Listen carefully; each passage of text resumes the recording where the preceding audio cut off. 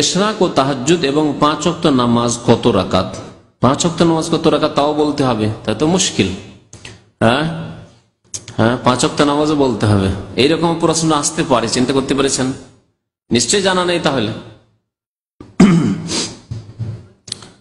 5 ওয়াক্ত নামাজ, 5 ওয়াক্ত নামাজ মানে হয়তো উদ্দেশ্য যে মানে সুন্নত টুন্নত এসব সহ। 5 ওয়াক্ত নামাজ বলতে ফরজ নামাজ। যখনই বলবেন 5 ওয়াক্ত নামাজ কত রাকাত, তখন ফরজ নামাজ এটা ধরে নিতে হবে। এটি হচ্ছে ইসলাম। 5 ওয়াক্ত ফরজ নামাজ হচ্ছে কত? 17 রাকাত। আর সুন্নতের রাতিবা হচ্ছে কত? 12 রাকাত অথবা 10 রাকাত। আব্দুল্লাহ বিন উমর হাদিসে 10 আছে, অর্থাৎ জোহরের আগে আপনি 2ও পড়তে পারেন, 4ও পড়তে পারেন। 4 পড়েন ভালো, তাহলে 12 করলেন আপনি।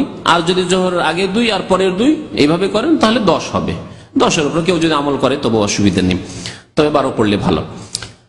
আর তাহলে হয়ে গেল 17 আর 12। 17 আর 12 কত রাকাত হইল? 29। আর বেতর হচ্ছে, বেতর কত রাকাত? 1 টাকা এখনো মানে গ্রহণ করতে চান না আপনারা। যদি 3 বলেন তার মানে তার কমে নেই, আর যদি বলেন 1 অথবা 3 অথবা, তাহলে ঠিক আছে, সুন্নতাই ভাবে বলবেন। কারণ নবী সাল্লাল্লাহু আলাইহি ওয়াসাল্লাম বহু সময়, একবার 2বার না, আওতারা বিওয়াহিদা, আওতারা বিওয়াহিদা, আওতারা বিওয়াহিদা, বহু হাদিস আছে। তাহলে এই উপেক্ষা করা শুধু এই জন্য যে কোন এক মাযহাবে এক কোন নামাজ নাই সেই জন্য না, মোটেই ঠিক না। নবী করিম সাল্লাল্লাহু আলাইহি ওয়াসাল্লামের হাদিস আছে। তাহলে সর্বনিম্নটা বলবো আর উপরটা বলে দেবো যে সর্বনিম্ন বেতর হচ্ছে 1 রাকাত। আর বেতর মানে বেজোড়, সুতরাং 2 চলবেন না, 1 অথবা 3 অথবা 5 অথবা 7 অথবা 9, অথবা 11 অথবা 13, অসুবিধা নেই। তো 1 রাকাত যদি বেতর ধরি, যেটা দিয়ে আমার দায়িত্ব, আপনার দায়িত্ব শেষ হয়ে যাচ্ছে, যতটাতে দায়িত্ব শেষ ততটাই বলবো। তাহলে টোটাল নামাজ কতটা হইল? 29 আর 1 30 হলো। 30 রাকাত নামাজ পড়লে আপনার দায়িত্ব খালাস হয়ে গেল। তাহাজ্জুদ যদি পড়েন তাহলে তাহাজ্জুদ আর কত রাকাত রয়েছে? জি, 1 রাকাত যদি বেতর 10 করেন, কারণ 11 রাকাত তাহাজ্জুদ পড়া উত্তম, বেতর সহ 11 পড়া উত্তম, সবচাইতে ভালো। যদিও 9ও পড়া যায়, 13ও পড়া যায়, 7ও পড়া যায় সর্বনিম্ন। তাহলে আর 10 রাকাত বাড়িয়ে দিলাম, তাহলে টোটাল কত রাকাত হলো? 40 রাকাত নামাজ। এর জন্য অনেক গবেষক ওলামারা বলেছেন নবী করিম সাল্লাল্লাহু আলাইহি সাল্লাম শত শত রাকাত নামাজ পড়ার সুন্নত রেখে যাননি। সারা জীবন নবী সাল্লাল্লাহু আলাইহি ওয়াসাল্লাম আমল ছিল দৈনিক 40 রাকাত নামাজ পড়া। আমি যে হিসাবটা করলাম কত সূক্ষ্ম হিসাব দেখেন, 40 একবার হুব হয়ে গিয়ে 40 ফিট হয়ে যাচ্ছে। নবী সাল্লাল্লাহু আলাইহি ওয়াসাল্লাম দৈনিক 40 রাকাত নামাজ পড়তেন। খুব সহজ হিসাব। 17 রাকাত ফরজ, 12 রাকাত সুন্নাতে রাতেবা, আর 1 রাকাত বেতর, আর 10 রাকাত হচ্ছে, বা নবী সাল্লাল্লাহু আলাইহি ওয়াসাল্লাম যেহেতু তাহাজ্জুদ সহ পড়তেন 11 রাকাত, 17 আর 12 হয়ে গেল, আর 11, তাহলে 40 হলো। এই 40 রাকাত নামাজ নবী করিম সাল্লাল্লাহু আলাইহি ওয়াসাল্লাম পড়তেন। আর কখনো কখনো নবী করিম সাল্লাল্লাহু আলাইহি ওয়াসাল্লাম দুহার নামাজ পড়েছেন, সব সময় না, এগুলি অতিরিক্ত। জি, ইশরাক পড়েছেন, অতিরিক্ত এগুলি। যে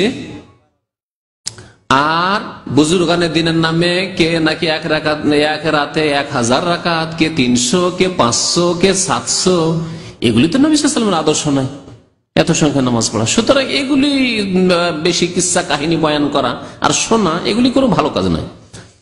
কারণ নবী করিম সাল্লাল্লাহু আলাইহি ওয়াসাল্লাম চাইতে বড় আদর্শ ব্যক্তি আর পৃথিবীতে না কেউ ছিল না হবে।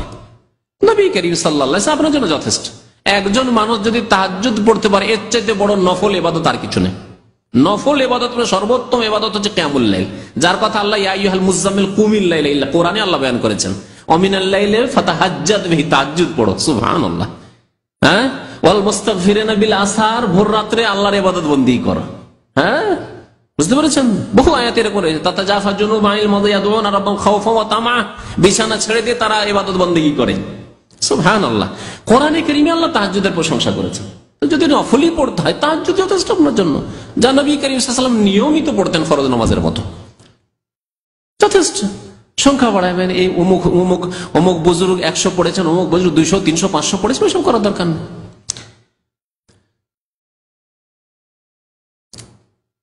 ইশরাকের নামাজ যেমন জিজ্ঞেস করেছেন, ইশরাকের নামাজ মানে সূর্য ওঠার পরে পরে নামাজ, এটা হচ্ছে 2 রাকাত। তাহাজ্জুদের নামাজ বললাম, তাহাজ্জুদের নামাজ সর্বনিম্ন হচ্ছে বেতর সহ 7, আর সবচেয়ে বেশি সময় নবী সাল্লাল্লাহু আলাইহি ওয়াসাল্লাম যা পড়তেন তা হচ্ছে 11, 8 পড়ার পরে 3 পড়ে 11 পড়েন, অথবা 10 পড়ে 1 করে 11 করেন। আর কখনো কখনো 13ও পড়েছেন, যা রয়েছে হাদিসে। 11-এর উপর আমল করে সবচেয়ে ভালো। হজ বা উমরা করতে গেলে ইশরাক ও তাহাজ্জুদের নামাজ পড়া যাবে কিনা? পড়া যাবে আলাদা কথা, কিন্তু নফল নামাজ এমনি নফল পড়তে পারেন। একটা হচ্ছে নফল, আর একটা হচ্ছে সুন্নাতে রাতে বাগুলি। ফরজ নামাজের আগে এবং পরে যে সুন্নতগুলি রয়েছে, ফরজ নামাজের আগে আর পরে যে সুন্নতগুলি 12 রাকাত রয়েছে, সেই সুন্নত সম্পর্কে নবী করিম সাল্লাল্লাহু আলাইহি ওয়াসাল্লাম ফজর নামাজের 2 রাকাত সুন্নত ছাড়া আর কোন সুন্নত পড়তেন না। মাসলা ভালো করে বুঝে নেন।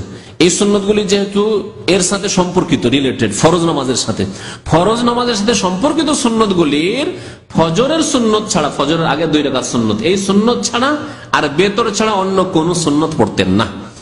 বাকি কতক নফল আছে যেগুলি এইরকম নয়। নফল আপনার কখনো কখনো পড়লেন, হয়তো এইরকম আপনি মনে করছেন যে মোবারক জায়গায় এসেছি, মসজিদে হারামে আছি, মসজিদ নববীতে আছি, সুতরাং নফল পড়বো, পড়তে পারেন, কোনো অসুবিধা নেই, পড়েন। ইশরাকের নামাজ পড়েন আপনি, জোহর নামাজ পড়ে, চাস্তের নামাজ পড়েন আপনি, কোনো অসুবিধা নেই।